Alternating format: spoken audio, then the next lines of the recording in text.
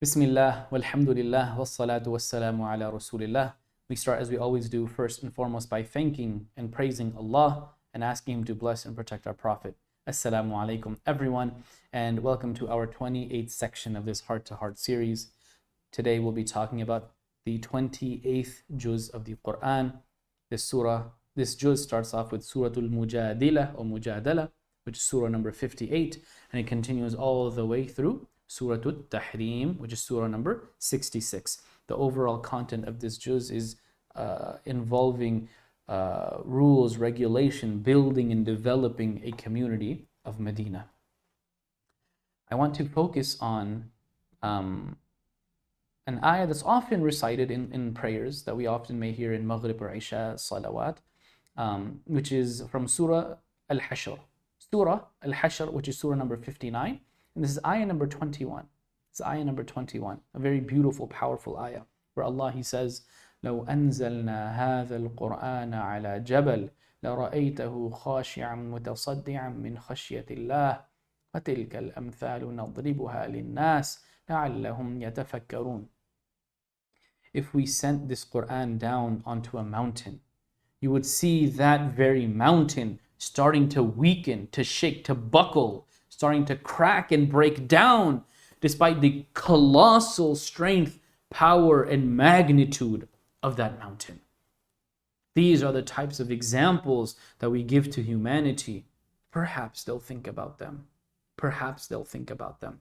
This is such a powerful ayah. Allah subhanahu wa ta'ala, He tells us that if He were to have sent down this very Quran that we recite on our tongues, and we don't give it its full due, may Allah help us.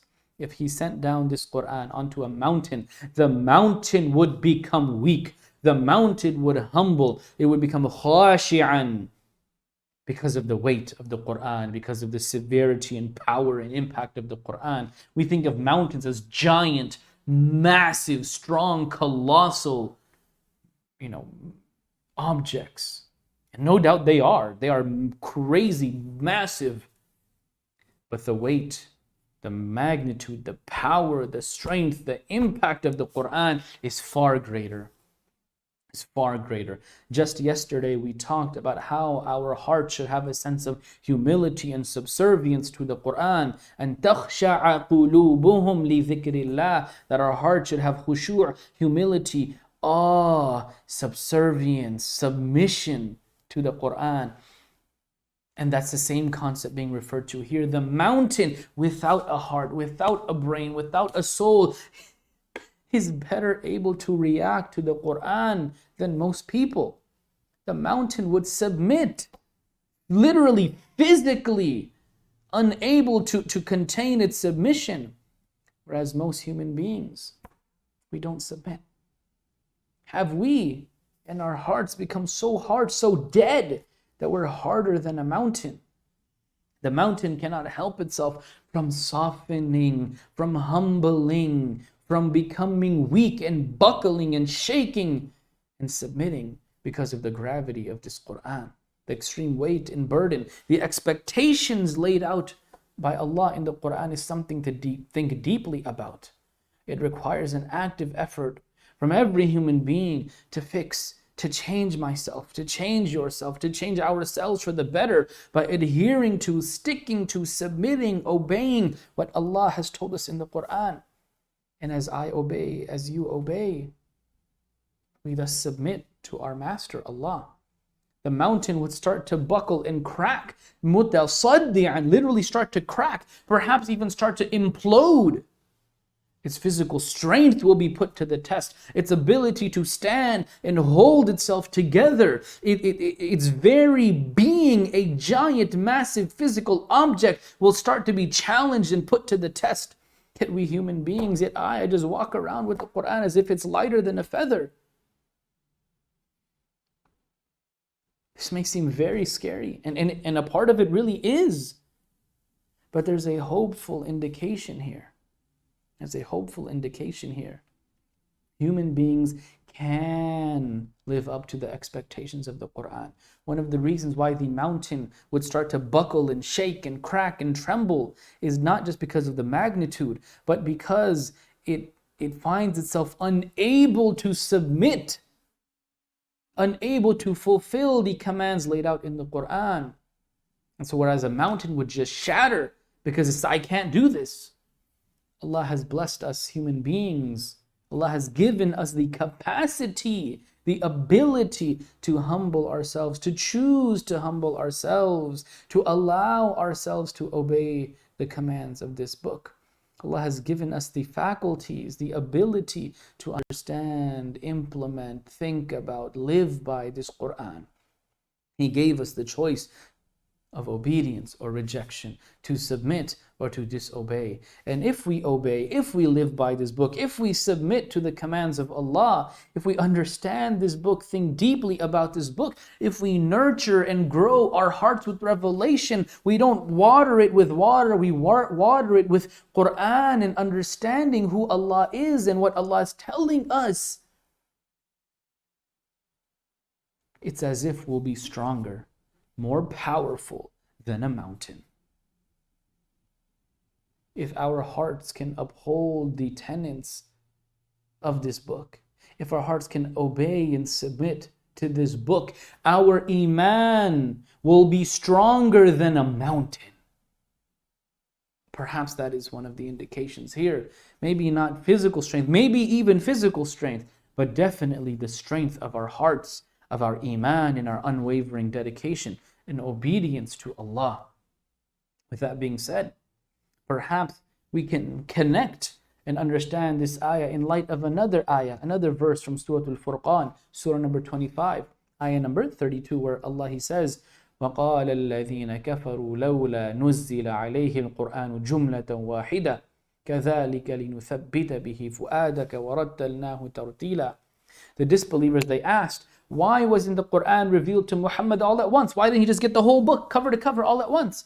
And so Allah responds by saying, why was it revealed part by part? We revealed it part by part, little by little, so that we can strengthen your emotional heart, your fu'ad, where you feel and think, and make it firm.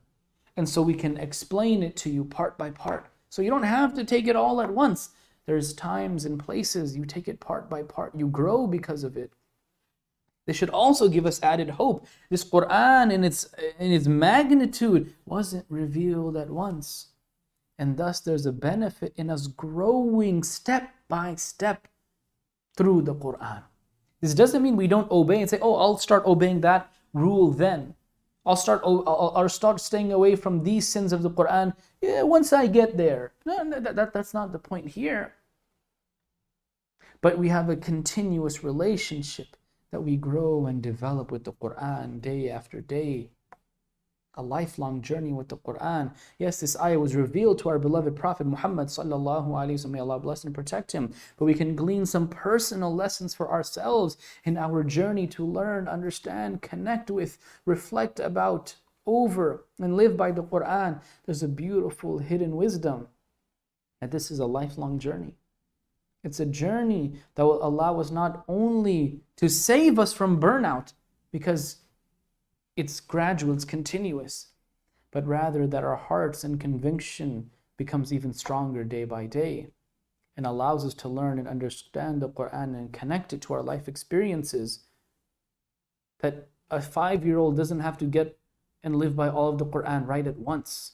There's going to be parts that is just not going to connect with them. They haven't had the life experience to see it until they maybe get to the age of 15, until they get to the age of 25. And so we live by the Quran in its totality, but our deep-rooted emotional, intellectual, spiritual connection with this book will always grow because we're always growing alongside it. And Allah, He ends that ayah of Surah Al-Hashr by saying, وَتِلْكَ الْأَمْثَالُ نَضْرِبُهَا لِلنَّاسِ لَعَلَّهُمْ يَتَفَكَّرُونَ. These are the types of examples that we give to humanity. Perhaps they will think about it. Perhaps I will think about it. Perhaps you will think about it. Allah gives us these kinds of examples, comparisons, parables, so that we can see the truth from a different lens. These different parables and examples, they're going to hit different.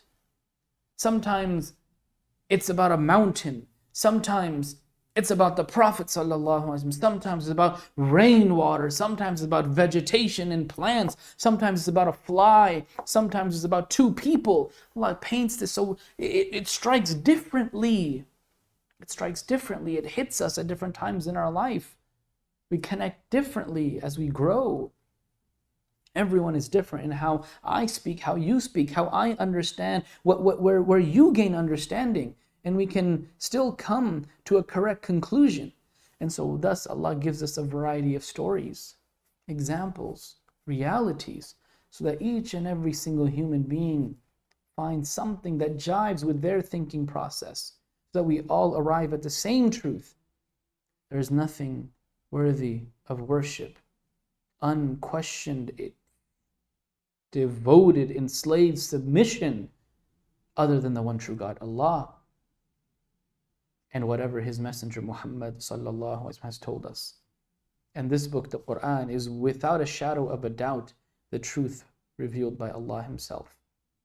We ask Allah to allow us to live up to the expectations of the Quran, that our hearts grow and develop and strengthen as we grow day by day with the Quran. Our heart cannot grow day by day if we're not engaging with the Quran every day. Engage with the Quran every day, and we will be stronger, more powerful than a mountain. May Allah allow us to see the fruit of this effort. Ameen. وصلى الله تعالى على خير خلقه محمد وعلى آله وصحبه أجمعين ومن تبعهم بإحسان إلى يوم الدين اللهم اجعلنا منهم. Allah, we end by asking you to bless and protect our beloved Prophet and Messenger and make us from those people that follow his legacy until the end of time. Ameen. Assalamu alaikum wa rahmatullahi wa barakatuh.